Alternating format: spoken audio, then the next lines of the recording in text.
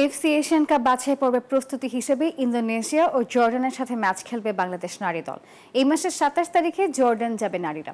বাফুফের নারী উইংয়ের চেয়ারম্যান মাহফুজ আক্তার কিরণ জানান, ভুটানে থাকা ফুটবলাররা জাতীয় দলে থাকবেন কিনা তা ঠিক করবেন কোচ বাটলার।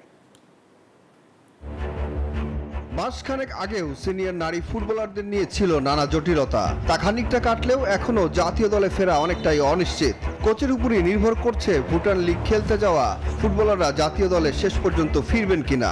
ওইটা অ্যাকচুয়ালি কোচের পার্ট, ওইটার ব্যাপারে আমি ইন্টারফেয়ার করব না। এটা টেকনিক্যাল পার্ট, এটা কোচ ডিসাইড করবে কোচ কি করবে, কোচ টিমটাকে কিভাবে সাজাবে সেটা কোচ ডিসাইড করবে।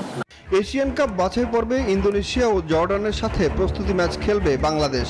তার আগে বিদ্রোহ করা ফুটবলারদের সাথে নতুন চুক্তি হবে কিনা বাফুফের, এ বিষয়ে নারী ফুটবলের চেয়ারম্যান জানান, ক্যাম্পে যারা আছেন এখন তাদের সাথেই চুক্তি করবে বাফুফে। চুক্তি হবে। আমি অলরেডি আজকে এসে আমি নামগুলো অলরেডি জিএসকে পাঠিয়ে দিয়েছি। না, ভুটানে যারা আছে তাদের সাথে হবে না, কারণ তারা যখন ফিরে আসবে তখন হবে। র্যাঙ্কিংয়ে ইন্দোনেশিয়া ও জর্ডান বাংলাদেশের চেয়ে বেশ এগিয়ে থাকলেও ভালো কিছুর প্রত্যাশা করছেন মাহফুজা আক্তার কিরণ। র্যাঙ্কিংয়ের দিক থেকে জর্ডান হচ্ছে 74 এবং ইন্দোনেশিয়া 94, আমাদের থেকে অনেক বেশি এগিয়ে।